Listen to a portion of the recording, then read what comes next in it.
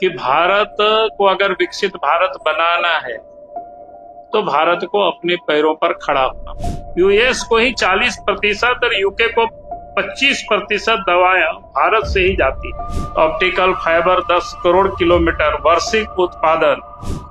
UPI जून 2025 में 24.3 लाख करोड़ का लेन then किया है। और देश के उद्योग धंधा फलेगा फूलेगा तो यहाँ के नौजवानों को रोजगार के अवसर भी मिलेगा कि भाई भारत को 2047 तक हमें विकसित भारत बनाना है। तो ये संकल्प लेना होगा कि हर घर स्वदेशी और घर घर स्वदेशी, बोले हर घर स्वदेशी, घर घर स्वदेशी। देश के प्रधानमंत्री जी के नेतृत्व में मेक इन इंडिया आत्मनिर्भर भारत मिशन के माध्यम से अनेकों क्षेत्रों में जो निर्माण का काम चल रहा है उसे केंद्र यानी देश की जो प्रतिष्ठा, देश की जो सम्मान है वो दुनिया भर में बढ़ रही है। अपने दैनिक जीवन में स्वदेशी उत्पाद अपनाकर और भारतीय उद्यमियों तथा कारीगरों का समर्थन करके हम एक मजबूत और आत्मनिर्भर भारत के निर्माण में योगदान दे सकते। आइए इस जन आंदोलन में करोड़ों भारतीयों के साथ मिलकर स्वदेशी अपनाएं, देश को आत्मनिर्भर बनाएं। आप सबको ध्यान में है कि देश के प्रधानमंत्री आदरणीय नरेंद्र मोदी जी ने देश के सामने एक माइलस्टोन फिक्स कर दिया है कि भाई 2047 तक भारत को हमें विकसित भारत बनाना है। और विकसित भारत बनाने के लिए स्वदेशी का उपयोग आवश्यक है। यानी स्वदेशी के बिना हम विकसित भारत की कल्पना हम नहीं कर सकते। और स्वदेशी को लेकर के आग्रह आज नहीं बल्कि स्वतंत्रता के पूर्व से ही ये चलते रहा है।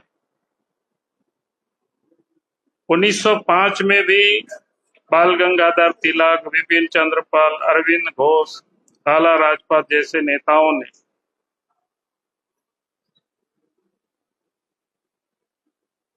विदेशी वस्तुओं का बहिष्कार करना, देसी कपड़ों को उपयोग करना, यानी उन्हीं को हम खरीदें, यानी ये 1905 की बातें मैं कह रहा हूं। यानी आंदोलन बहुत पुरानी। और गांधी जी ने तो आंदोलन का प्रतीक, चाहे चंपारण की यात्रा हो, चाहे साबरमती से डंडी यात्रा हो समुद्र तक जो नमक बनाने का, चाहे आप सबको ध्यान में होगा कि वो तो अपना प्रतीक ही बनाए थे, हथियार ही बनाए थे, चरखा और हस्तकरघा। तो कहने का अर्थ है कि ये स्वदेशी आंदोलन आज का नहीं है, ये वर्षों स्वतंत्रता के पूर्व से चल रहा है। क्योंकि उस समय भी लोगों को पता था कि भारत को अगर विकसित भारत बनाना है तो भारत को अपने पैरों पर खड़ा होना।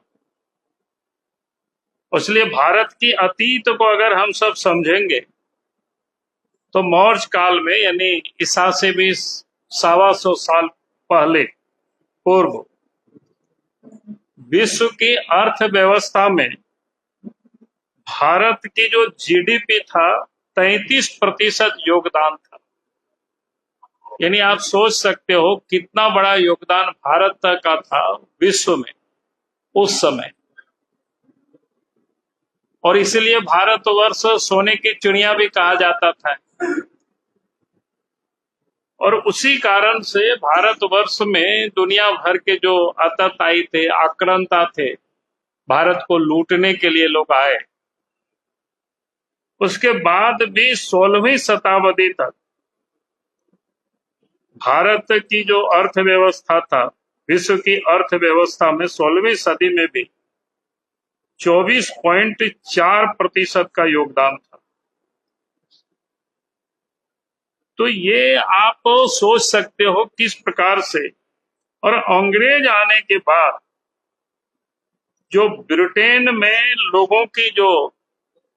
ब्रिटेन की जो जीडीपी थी उस समय, भारत में जो प्रति व्यक्ति जीडीपी उस समय था, वो ब्रिटेन से भी वो 60% अधिक था।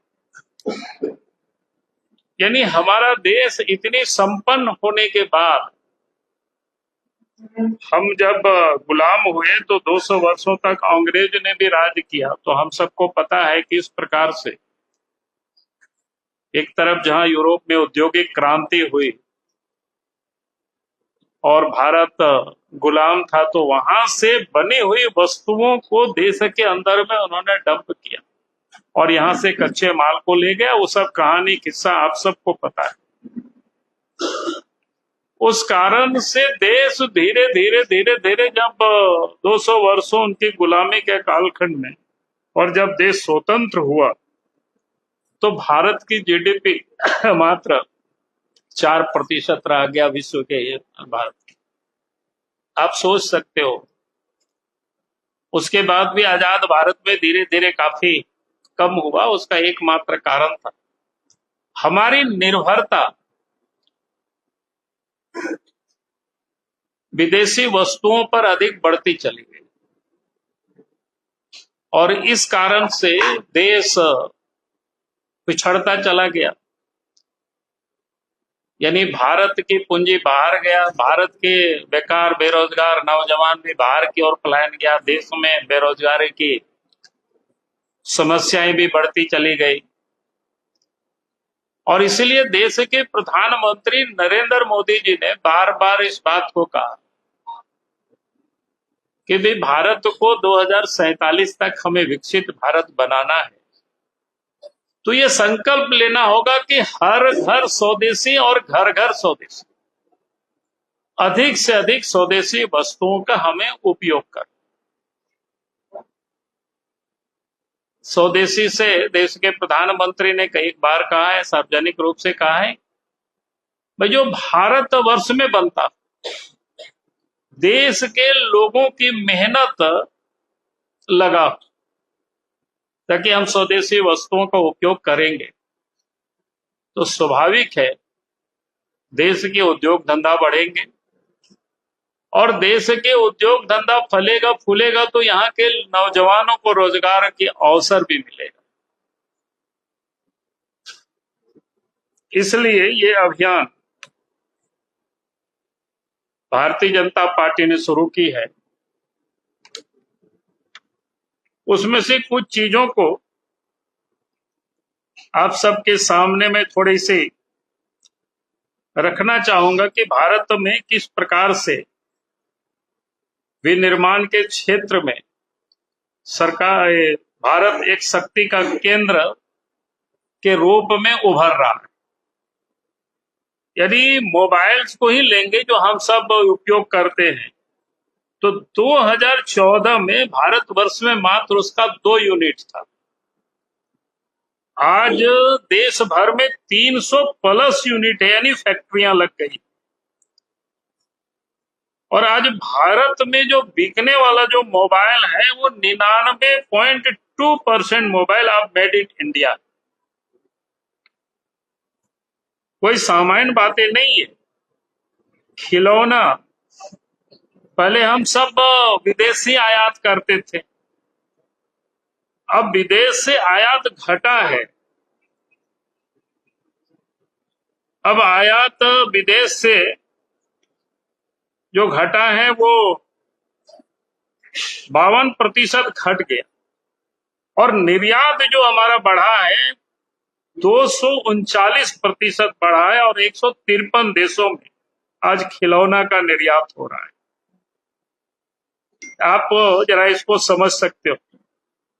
पहले मोबाइल फोन ही 1,500 रुपया, यानी 1,500 करोड़ का, 1,500 हम कह रहे, 1,500 का निर्यात होता था, 1,500 करोड़ का।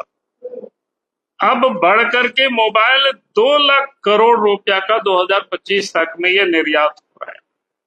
जरा आप सोच सकते हो किस प्रकार से भारत विनिर्माण के क्षेत्र में अपना एक मजबूती से आगे बढ़ रहा है। ऑटोमोबाइल के सेक्टर में ट्रैक्टर के निर्माण में विश्व में पहला स्थान पर भारत आया। बस निर्माण दूसरी स्थान पर, हैवी ट्रक उत्पादन तीसरा स्थान पर। उसी प्रकार से वित्तीय वर्ष 24-25 में 7.55